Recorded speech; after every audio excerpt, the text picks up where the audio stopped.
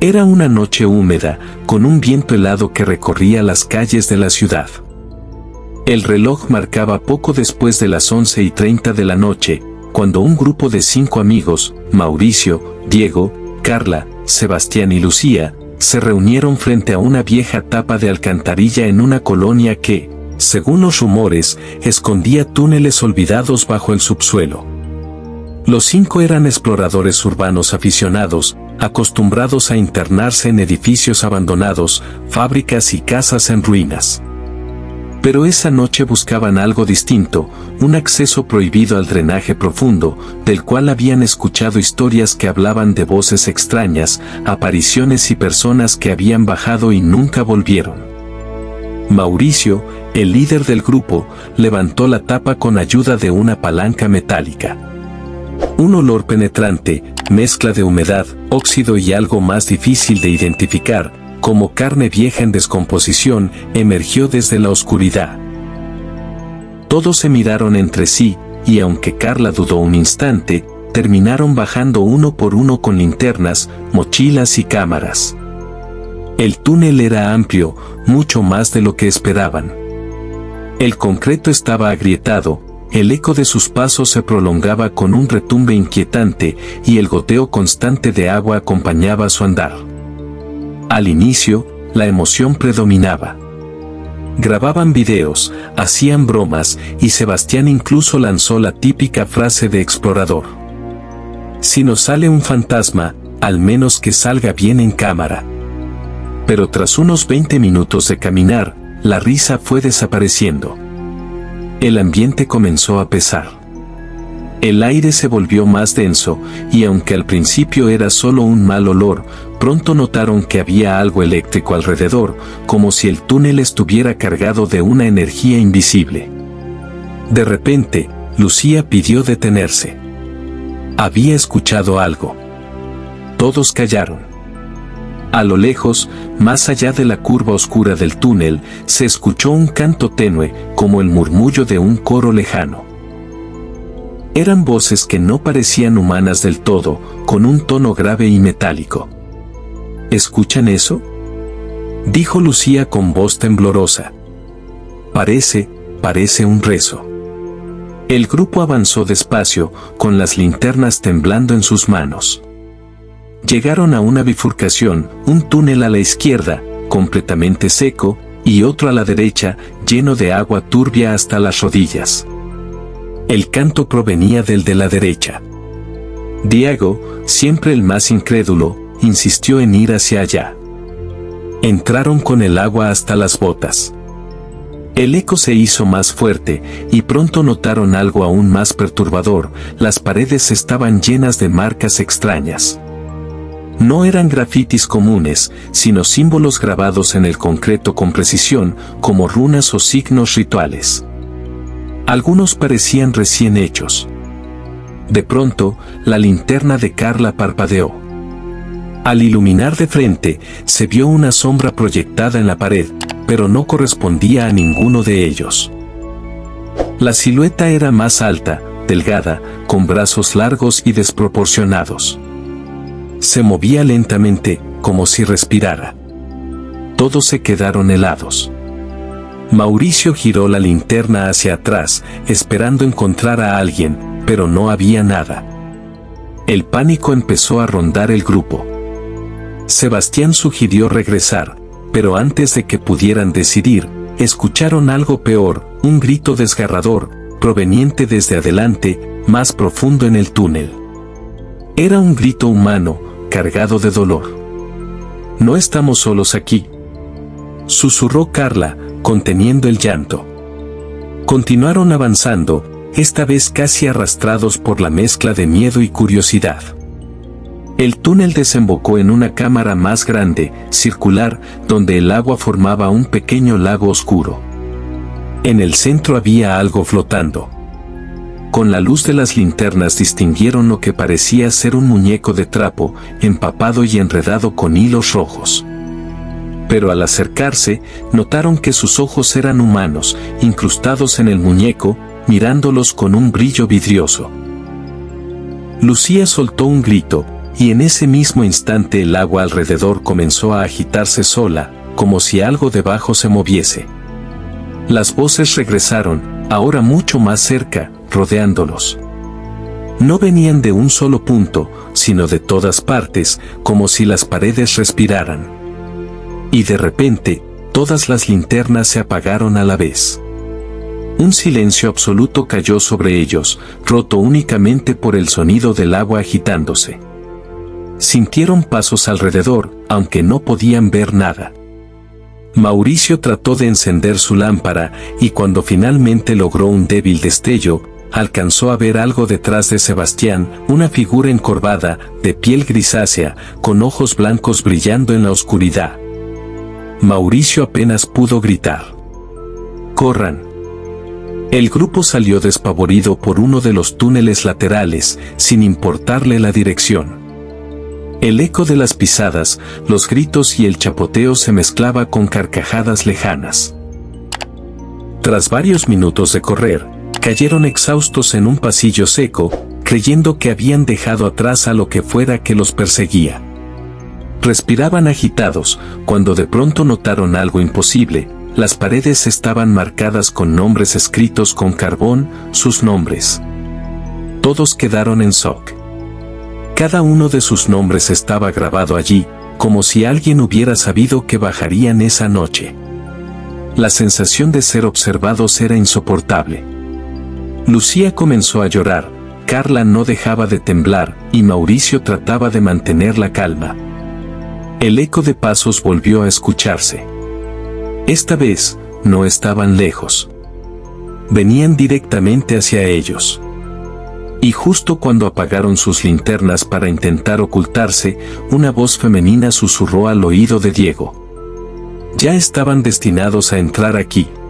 El grupo permanecía en silencio absoluto, intentando contener la respiración.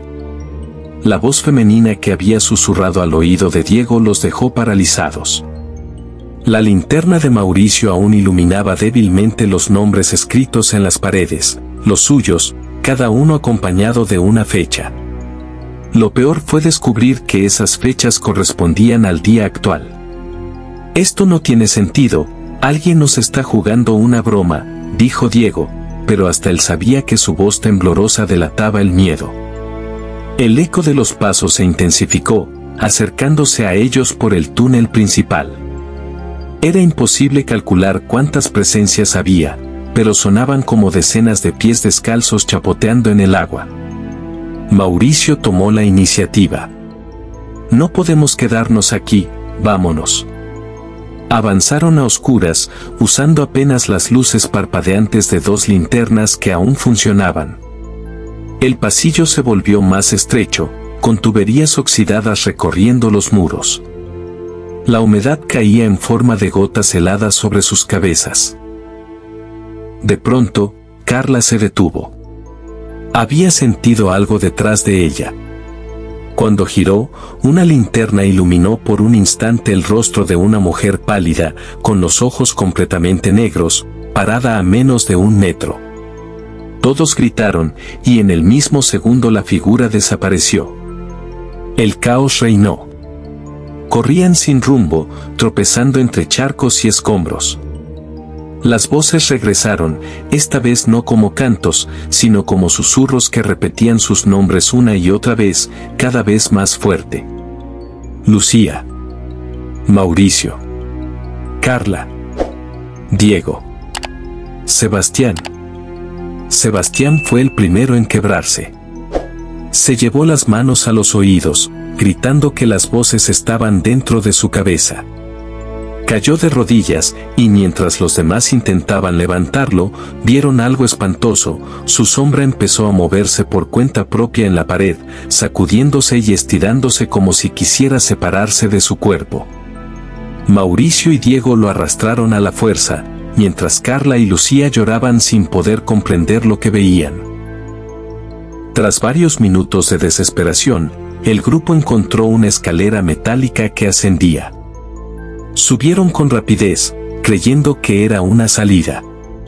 Sin embargo, al llegar arriba, se toparon con algo imposible, Otra sala subterránea, aún más amplia, con pilares de concreto y agua negra hasta los tobillos. En el centro de la sala había un altar improvisado, hecho con pedazos de ladrillo y madera podrida. Encima descansaban velas apagadas, muñecos de trapo mutilados y frascos con líquidos oscuros. Lucía retrocedió horrorizada. Esto es un lugar de rituales, alguien ha estado viniendo aquí. Pero entonces, las velas se encendieron solas. Una por una, hasta iluminar toda la sala. Y ahí lo vieron, docenas de figuras encapuchadas, paradas en círculo, observándolos en silencio. Ninguno escuchó que bajaran por la escalera. No había sonido de pasos, ni movimiento previo. Simplemente estaban ahí, rodeándolos. Carla gritó. Sebastián comenzó a convulsionar, como si algo lo estuviera asfixiando. Diego trató de enfrentarlos con una barra metálica, pero cada vez que golpeaba una figura, ésta se desvanecía como humo. Las voces regresaron en coro, más nítidas que nunca. Ustedes ya nos pertenecen. El agua en la sala empezó a subir rápidamente, como si estuvieran hundiéndose. El nivel pasó de los tobillos a las rodillas en cuestión de segundos. Y en el reflejo del agua vieron algo imposible, sus propios rostros, pero muertos, con ojos vacíos y piel en descomposición. Mauricio intentó mantener la cordura. Tenemos que salir, ahora. Corrieron por uno de los túneles laterales, dejando atrás a las figuras y al altar. El agua los perseguía como una marea. Sebastián ya apenas podía caminar, delirando y repitiendo sin cesar.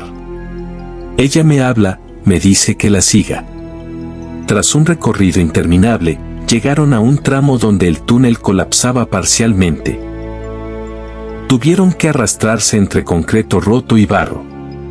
Allí ocurrió lo peor, mientras pasaban, una mano salió de la pared y atrapó a Lucía del tobillo. Todos gritaron. Mauricio la jalaba con fuerza mientras una mano grisácea y huesuda intentaba arrastrarla al muro. Finalmente lograron liberarla, pero en su piel quedó marcada una huella oscura, como si la carne se hubiera quemado. Exhaustos, encontraron finalmente una compuerta metálica oxidada. Entre todos lograron abrirla, y del otro lado apareció una escalera que ascendía hacia una reja de salida. Subieron a toda prisa, con el corazón desbocado. Al empujar la tapa, la brisa fría de la madrugada golpeó sus rostros. Habían salido a la superficie. Era casi el amanecer.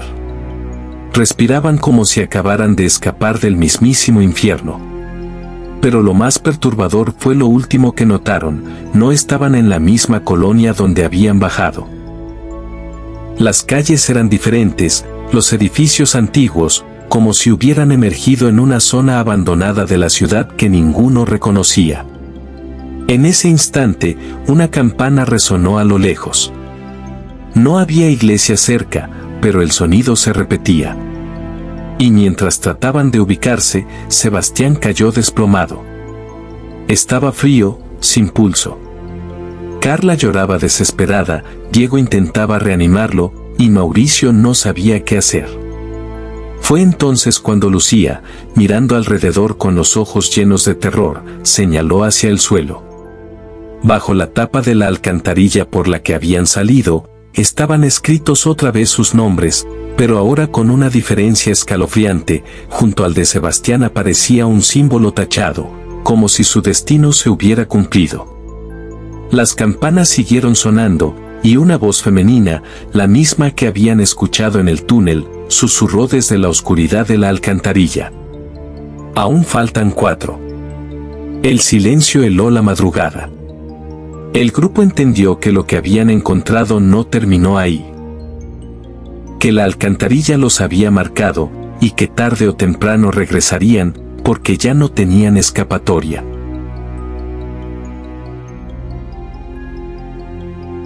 Si te ha gustado este video, agradecería mucho te suscribas a este canal. Des like y compartas este video, así me ayudarás a seguir adelante. De antemano muchas gracias por tu apoyo.